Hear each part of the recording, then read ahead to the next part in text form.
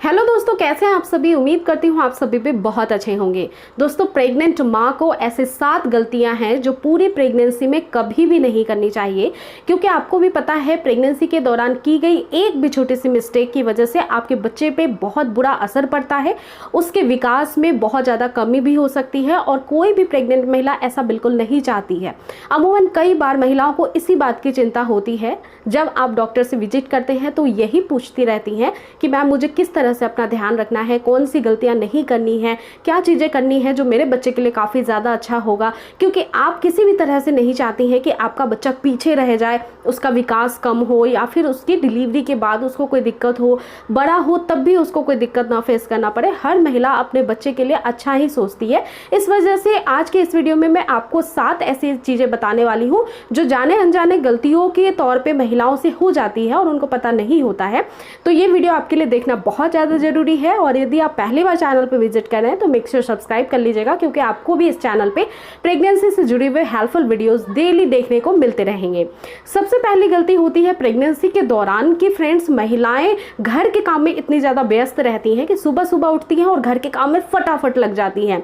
Speedy वे में आप बहुत सारे काम को तुरंत करना चाहती हैं, क्योंकि सुबह का वक्त होता है, सभी को जॉब पे भेजना है, आपको डब्बा बनाना है, घर के काम करना है। लेकिन दोस्तों, आप एक बात ध्यान रखिए कि आपके घर के अंदर जो बच्चा है वो रात भर से भूखा है, आपने रात भर कुछ नहीं खाया है, तो उसको सुबह सुबह एनर्जी की ज़रूरत होती है। इस वजह से सुबह उठने के बाद आपका सबसे पहला काम होना चाहिए कि ब्रश वगैरह करने के बाद आपको ब्रेकफास्ट करना है।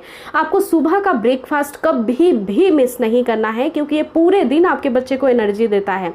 सुबह कोई भी हेल्दी खाना आप खा सकती हैं, जैसे कि स्प्राउट्स खा सकती हैं, दलिया खा सकती हैं, ओट्स खा सकती हैं, फ्रूट्स खा सकती हैं, जूस पी सकती हैं, दूध पी सकती हैं। फ्रेंड्स, इस तरह से अच्छे मील जो हेल्दी होते हैं वो प्रिपेयर करके रखिए। सुबह की प्लानिंग रात को ही कर लीजिए और सुबह उठने के बाद सबसे पहला आपका काम होना चाहिए कि आपको सुबह सुबह ये सारी चीज़ें खानी है। इनमें से कोई ना कोई चीज़ें, जैसे साउथ इंडियन ब्रेकफास्ट हो गया, ये सारी चीज़ें आप कर सकती हैं, ये आपके लिए हेल्दी भी होती है। फ्रेंड्स, अब दूसरी बात का ध्यान ये रखना है फ्रेंड्स कि मेडिसिन में काफ़ी ज़्यादा आपकी गड़बड़ी टाइम को लेकर के होती है। टाइम पंक्चुअलिटी बिल्कुल नहीं होती है।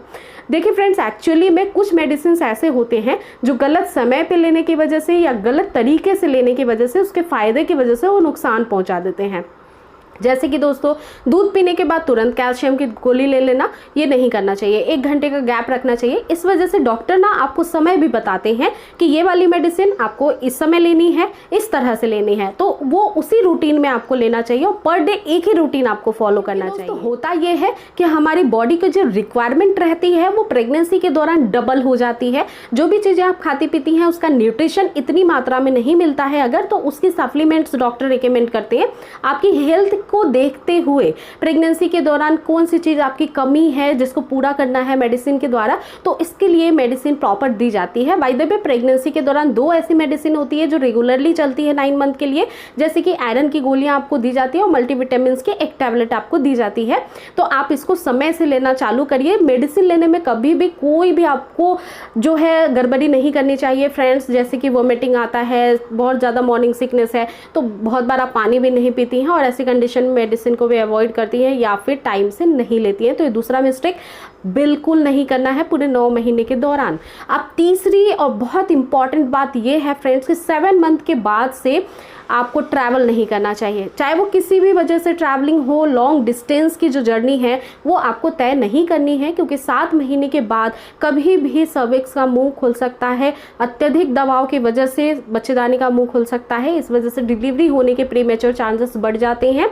इस वजह से चाहे वो किसी भी तरह की लॉन्ग डिस्टेंस ऑफ ट्रैवलिंग हो, व्हीकल से कर रही हो, कार से कर रही हो, रोड ट्रिप कर रही हो या हवाई ट्रिप कर रही हो, आपको ऐसे ट्रिप से बचना चाहिए या फिर उसके पहले ही जो काम करना है वो कंप्लीट कर लेना चाहिए। इसके अलावा फ्रेंड्स, चौथी और बहुत महत्वपूर्ण चीज़ कि आपको 7वें महीने के बाद किसी भी तरह का तनाव नहीं लेना है। क्या होता है कि बहुत ज़्यादा ओवर स्ट्रेस की वजह से बीपी फ्लैक्चुएशन की प्रॉब्लम होती है। हाई बीपी, लो बीपी इस तरह से होता रहता है। तब आपको मेडिसिन भी देना पड़ता है बीपी को कंट्रोल में रखने के लिए। और अगर आप टेंशन लेती रहेंगी तो अगर बीपी बढ़ा हुआ है तो डिलीवरी के वक्त में नॉर्मल डिलीवरी नहीं होगी। इस वजह से टेंशन से दूर रहना है। टेंशन की वजह से बच्चा भी अनईजी फील करता है पेट के अंदर, क्योंकि आप जो महसूस करती हैं वही बेबी भी फील करता है। इस वजह से टेंशन से दूर रहिए। अगर आप हेल्दी डिलीवरी चाहती हैं, नॉर्मल डिलीवरी चाहती हैं, बच्चे का स्वास्थ्य सही रखना चाहती हैं।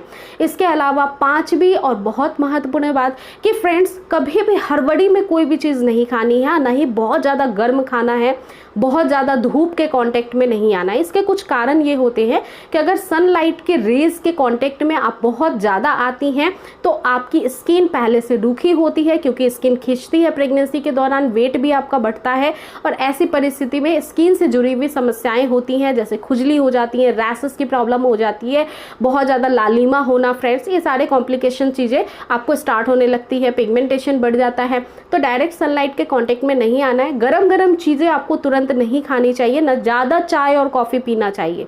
गर्मी ज़्यादा आपके शरीर के अंदर हो जाएगी तो वो आपके गर्भ को ख़राब कर सकती है। इस वजह से शरीर का तापमान आपको सही रखना चाहिए, न ज़्यादा बहुत बढ़ा के रखना है, ना बहुत घटा लेना है। इस वजह से फ्रीज का कोई भी खाना आपको नहीं खाना है और बहुत गर्म चीज़ों के सेवन से बच के रहना है। नॉर्मल टेम्परेचर की सारी ही चीज़ें लाभदायक होती हैं, वो आपको लेना है। इसके साथ ही अगली बात का ध्यान रखना है कि पानी की मात्रा बहुत ही अच्छे से लेना है। पानी आपको 3 से 4 लीटर डेली पीना है, क्योंकि फ्रेंड्स, गर्भ के अंदर बच्चा पानी की थैली में ही रहता है। इम्यूनिटिक फ्लूइड, अगर आप डिहाइड्रेट रहेंगे, बॉडी में पानी की कमी रहेगी तो वो बनेगा नहीं सही से। इस वजह से शुरुआती प्रेगनेंसी के दिनों से ही ये ध्यान में रखना है कि 3 से 4 लीटर पानी पीना आपके लिए बेहद जरूरी है। हर 1 घंटे में 1 गिलास पानी पीते रहेंगी तो 3-4 लीटर पानी आप बहुत आराम से पी पाएंगी। अचानक से एक ही बार तो नहीं पी पाएंगे ना फ्रेंड्स, तो इस वजह से हैबिट बनाना बहुत ज़्यादा जरूरी है। डेवलप करिए अपनी हैबिट को, और कभी भी बॉडी को जो है डिहाइड्रेट मत होने दीजिए। जूस लेते हुए, लिक्विड डाइट लेते हुए आप इन सब चीज़ों को काफ़ी आसानी से क्योर कर सकती हैं। जूस का सेवन कर सकती हैं, उससे कैलोरी भी मिलेगा, एनर्जी भी मिलेगी। फ्रेंड्स, इनिशियल स्टेज पे विटामिन भी मिल जाएंगे जो आपके बॉडी के लिए, आपके बच्चे के डेवलपमेंट के लिए बहुत इंपॉर्टेंट है। इसके अलावा अगली और महत्वपूर्ण बात का ध्यान रखना है फ्रेंड्स कि आपको हेल्दी खाना खाना है। हेल्दी खाना खाने में जैसे कि प्रोटीन डेली लेना है, दूध पीना है, दही खाना है। फ्रेंड्स, एक टाइम आपको प्रोटीन जरूर लेना है। और जिनको बहुत ज़्यादा शरीर में दर्द होता है, कमर में दर्द की शिकायत है, हाथ पाँव में दर्द की शिकायत है, झुंझुनाहट जैसी हो जाती है हाथ पाँव में, तो ये काफ़ी हद तक कैल्शियम की कमी से भी होती है फ्रेंड्स। तो इस वजह से सुबह 1 गिलास और शाम में 1 गिलास गुनगुना दूध जरूर लेना है, जिससे कैल्शियम की पूर्ति हो जाए। या फिर उबले हुए अंडे 2 आपको एक दिन में खाने चाहिए अगर आप नॉन वेजिटेरियन हैं।